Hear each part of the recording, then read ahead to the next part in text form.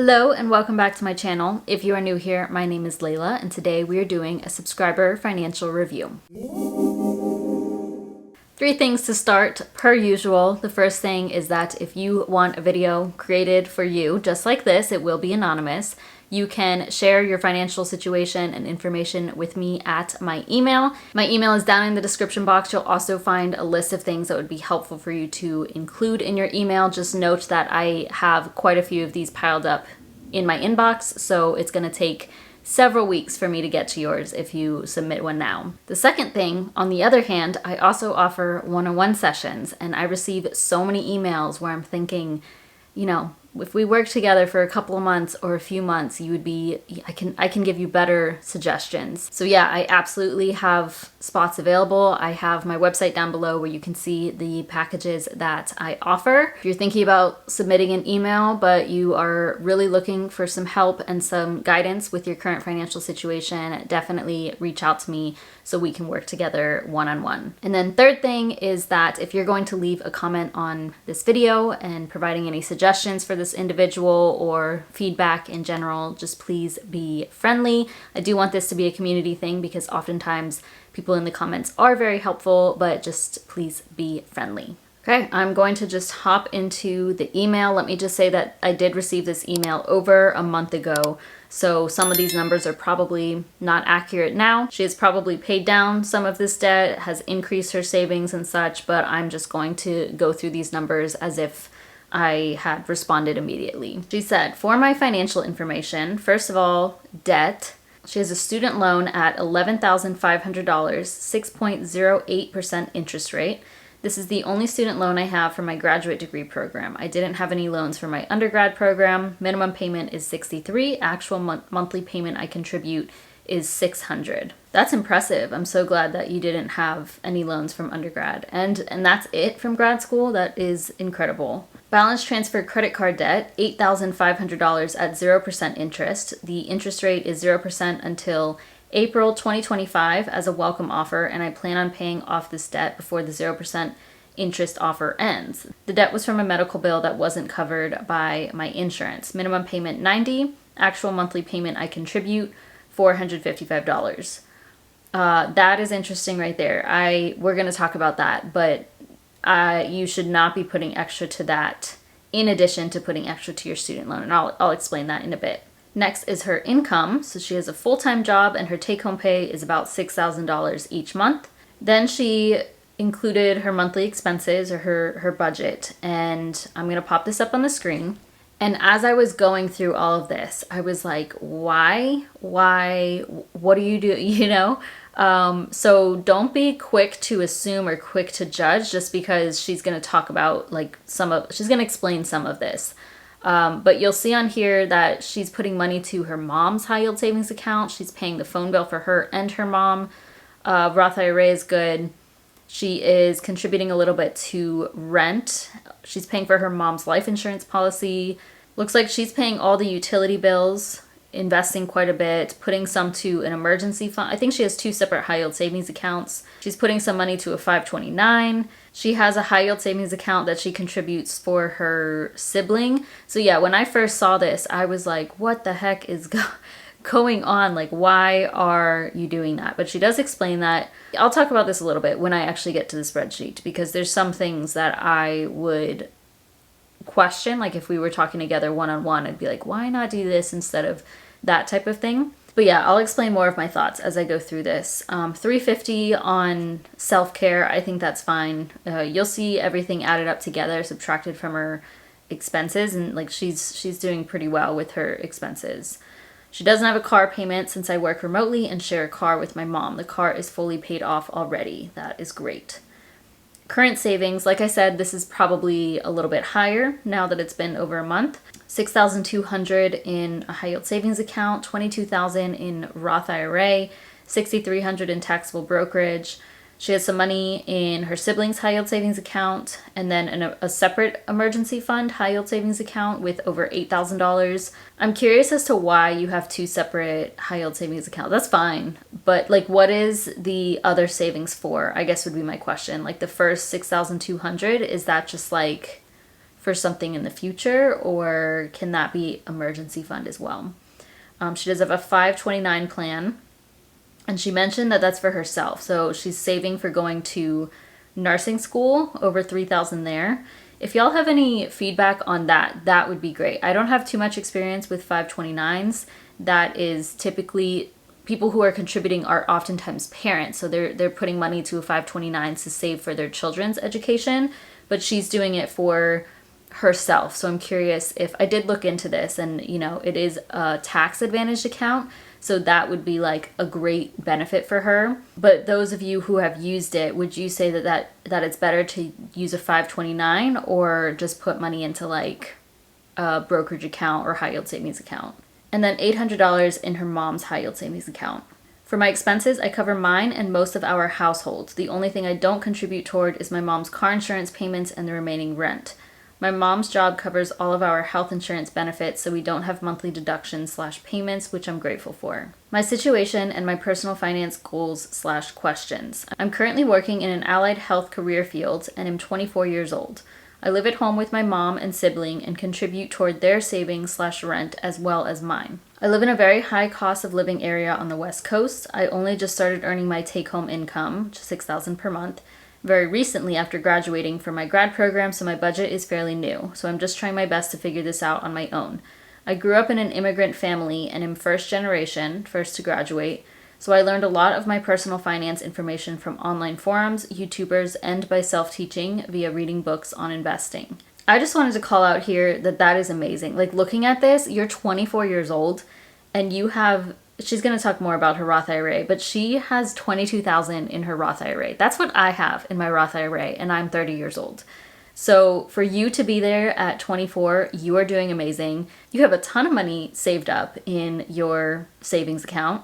Definitely much more than I had at 24. You've kept your debt minimal. You've helped out your mom and your sibling. Like, you are doing so amazing, honestly, genuinely. For you to have just graduated and just being 24 and, nobody in your family has taught you anything about finances, you are doing great. And I really just wanted to make sure to say that because, when I read this, I was like, wow, to be 24, this is impressive. My personal goals for my money are to pay off my student loan and balance transfer card, hopefully by March 2025. We're going to talk about that. Find a higher paying job that also offers a 401k. My current job does not. And then to increase my income to a take-home / net monthly of $9,000, hopefully by autumn of 2025 at the latest. Okay. So she's looking to have a 6-figure income, which is great. I think she could get there based off of, if you just graduated and you're already at a net take-home pay of $6,000 per month, that is really good right there. It looks like the career field that you chose is a good one for your income, and maybe it's also dependent on your location. My money questions are: what are areas of improvement / growth that I should be paying attention to in regards to savings / emergency fund / investing? You are doing amazing already, to be honest, but I think I'll kind of answer this question when I give you what I would suggest you should do for the next few months anyways. So we'll talk about that in a bit. For now, I'm setting aside a total of $950 each month for retirement, $550 in Roth IRA, $400 in brokerage. She's investing in low-cost diversified index funds. I opened my Roth IRA at 19, but didn't start fully meeting the full contribution until I was 22 due to a lack of income. I opened my brokerage account at 23 to supplement the Roth IRA since my current job and past jobs didn't offer a 401k. My question is, am I saving enough for retirement? I plan on continuing to contribute $950 each month and hopefully an extra $900 in a 401k when I switch jobs. Would that total, $1,850 per month, be enough for saving at least $1 million after investing / contributing that amount for 40 years? Absolutely. Absolutely. Definitely. And I'll show you that. I even put in some conservative numbers to look at things. I mean, even just reading this, if you're 24 and investing that much month over month, you don't even need a calculator to know that you're going to be good. Most people don't start investing this early, and especially not even that heavily. The very first time that I maxed out my Roth IRA was when I was 29. So you are good. And there are some people who never max out their Roth IRA. I'm not saying to compare yourself, but what I'm saying is, yes, you will have more than $1 million after 40 years. But I'll show you the calculator with some of the math on that. I want to make sure I have enough so that I can support myself and my sibling, since they are unable to physically/intellectually work due to their severe disability. I can't open a Roth IRA or other retirement accounts due to disability rules that financial institutions have. They won't open accounts for individuals with disabilities because that would prevent individuals from getting their SSI/disability benefits as a conflict of interest. So that last paragraph was really important and kind of brought things together. She's obviously helping out her sibling because of that. And I'm thinking that, you know, in the future, when she is older and after her mother has passed, you know, like years into the future, when they're much older, she is probably going to be the sole caretaker of her siblings. So it's definitely important for her to have a lot in savings and investments so that she can not only support herself, but so she can support her sibling comfortably. Now, she mentioned some disability benefits, so I'm assuming she's getting some support, or her family is getting some support because of that. And even into the future, like, I think if you are somebody's primary caretaker, you can get paid for that. I'm not sure how that works. I honestly have no experience or much knowledge on that. So I think that that will just be like on top of your investments, but you planning that now is super important and wise. Also wanted to say that that's like so kind of you to do that. Like, technically it's not your responsibility, you know, like that is not your child. I don't know if this was her decision or if she just feels she's obligated to do it, or it is what it is type of thing, but still definitely you deserve the credit for that, for thinking of both your sibling and your mom.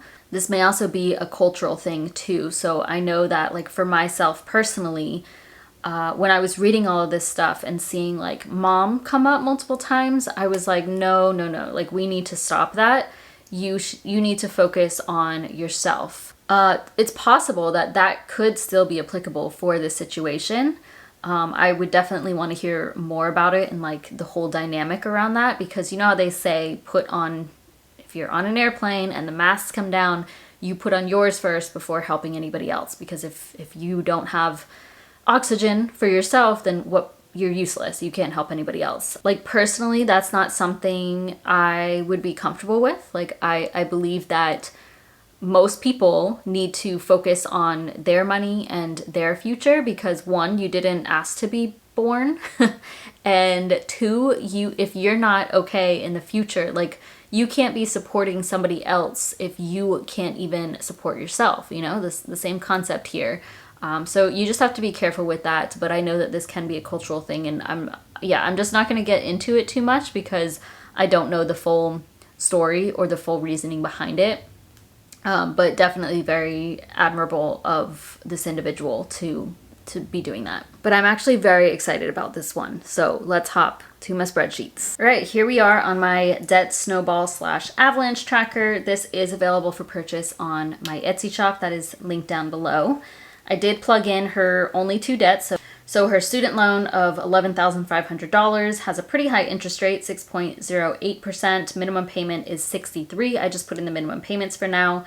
Credit card, $8,500, $90 minimum payment, and no interest until March of 2025. So her goal is to be completely debt-free by that time and not pay any interest on this credit card because it was a balance transfer.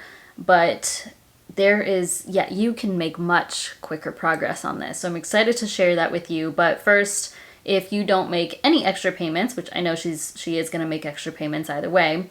If you don't make any extra payments, this is going to take you well over 15 years to pay off. You would not finish this within 15 years.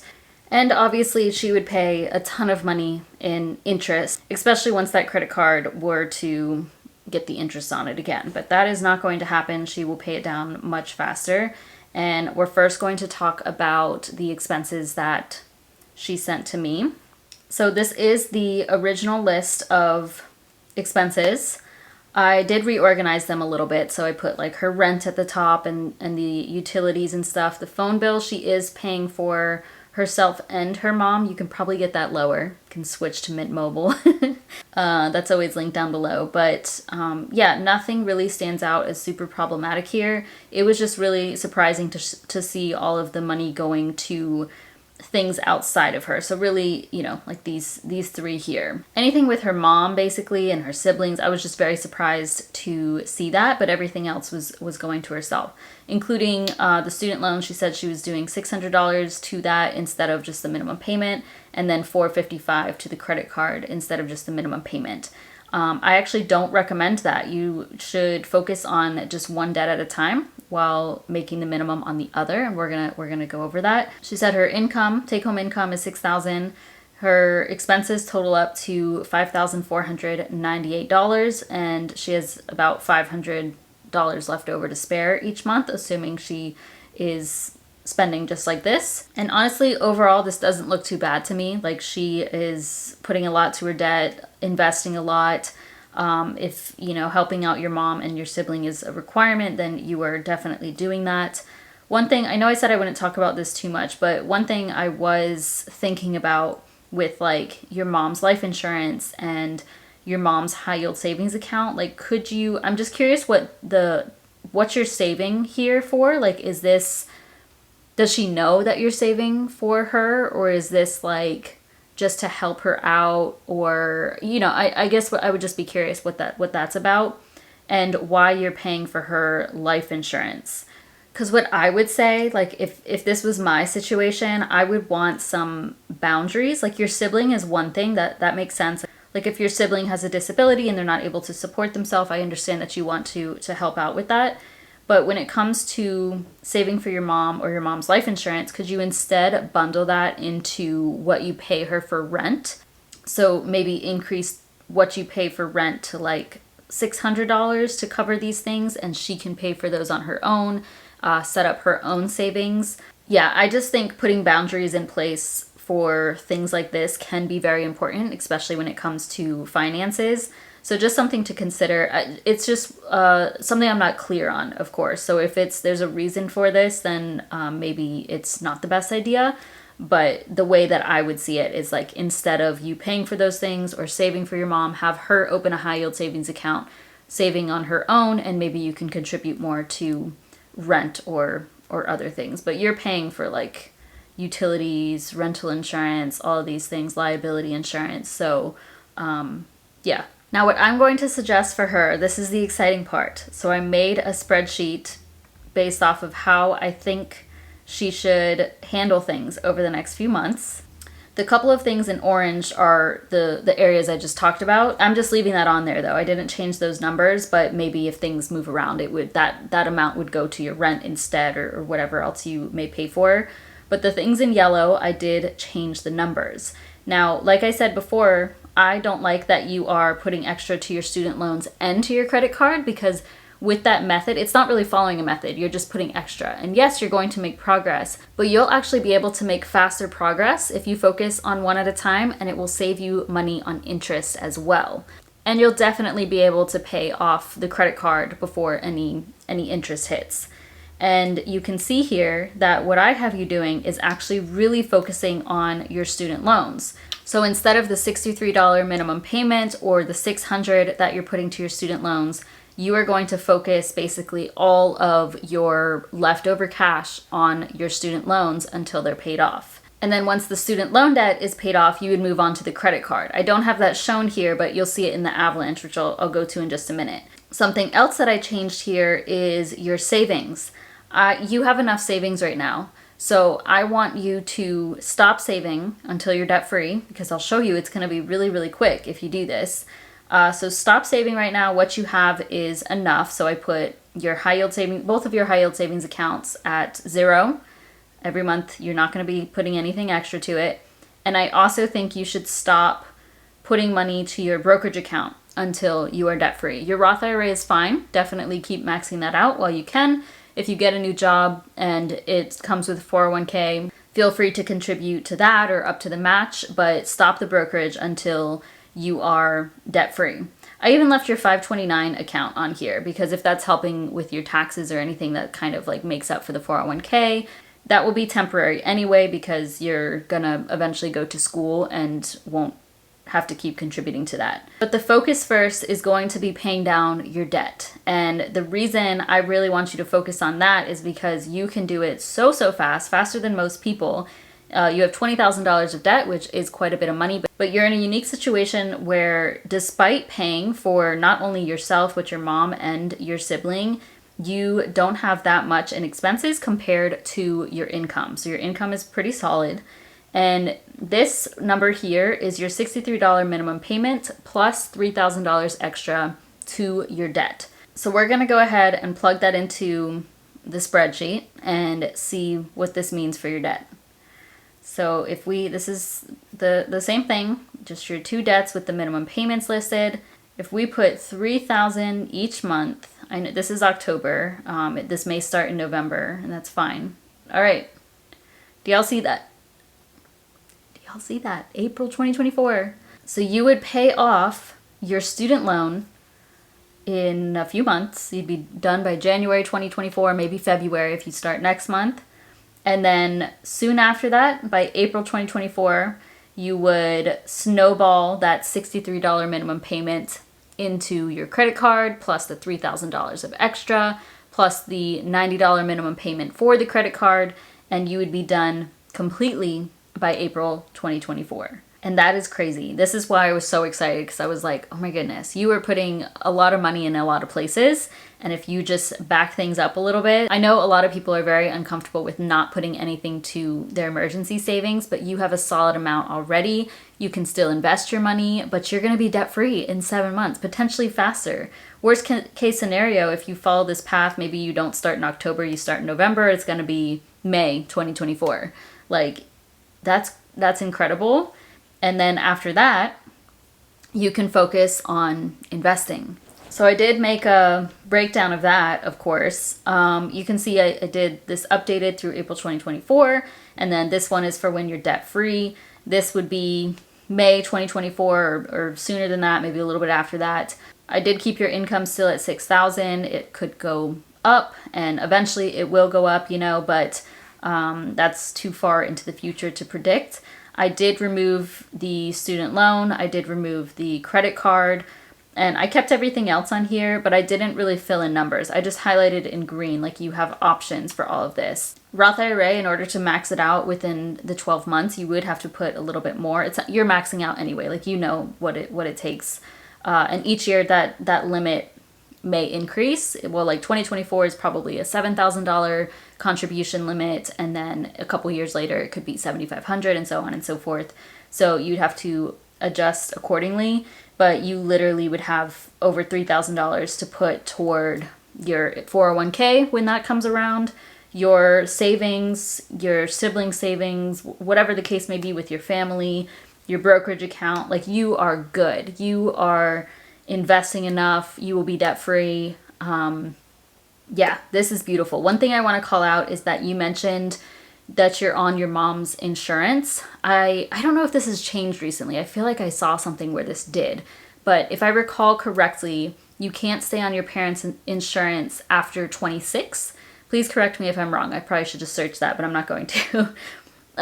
If I recall correctly, that's the age that you can no longer, like, you have to be on your own or through an employer. So that's something that could change, but usually it's just subtracted from your income already. Like, it's not something you have to pay for. It just depends on the job. But one thing to call out there, yeah, for your situation, I definitely think that you should slow down on the investing just for 6-7 months, so that you can be completely debt free, because you're going to see it's literally going to change your life. Instead of you putting so much, like over $1,000 total to your debt each month for 2 years, you can literally be done with it in just a few months. And then you can focus super heavily on investing and saving for your future. And you asked about investing. So I put some numbers into my favorite investment calculator.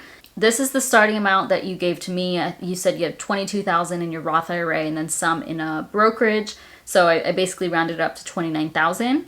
And this is just after 30 years, this calculation, a return rate of 6%, which is probably going to be more if you're doing low cost index funds. Continue that. It's amazing. And this is you just putting $1,000 in per month, and you'll have $1 million by the time this is just you at 54 years old. Obviously, this is rough calculations. It's never 100% perfect. This is just a conservative situation though. Like you will probably, like let's say you had said 40 years. If you continue investing until you're 64, that changes things in and of itself, over $2 million by the time you're 64. And I know that with inflation and stuff, people always say like, oh, $1 million is nothing in retirement. I disagree with that pretty heavily, because a lot of people in retirement do not have $1 million. And even, if you're 24 right now, most people aren't going to end up with that. And so for you to have $1 million at 64, or $2 million at 64 is way better than 200,000, right?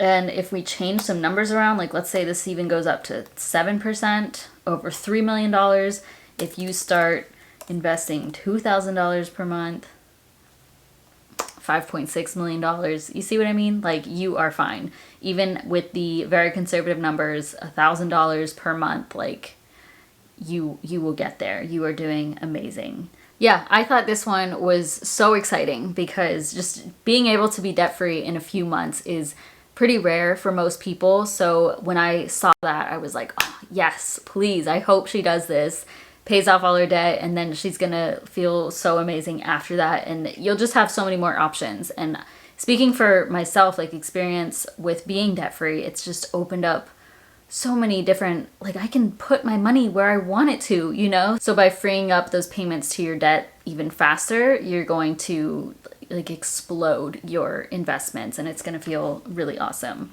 With a lot of these subscriber review videos, I am going to be reaching out to them in a few months, probably like 6 months, maybe even up to a year, just so I can see what progress they've made, if they listened to what I suggested or if they ended up doing something else. But it will be so cool. Like this is one that I'm really, really excited to check back in on in a few months and see, is she debt free? How are things looking now? Like that will be super exciting. So thank you so much for sharing this information, and I hope that this was helpful. Those of you watching, if you have any other suggestions to offer, please feel free to comment those down below, especially around the 529 and anything to do with disabilities, like taking care of somebody with a disability, or making an income as being a caretaker type of thing, even if it's a family member. So any insight on that would be really helpful. Otherwise, thank you so much for watching. Please give this video a thumbs up and subscribe if you haven't already, and I'll see you in my next one.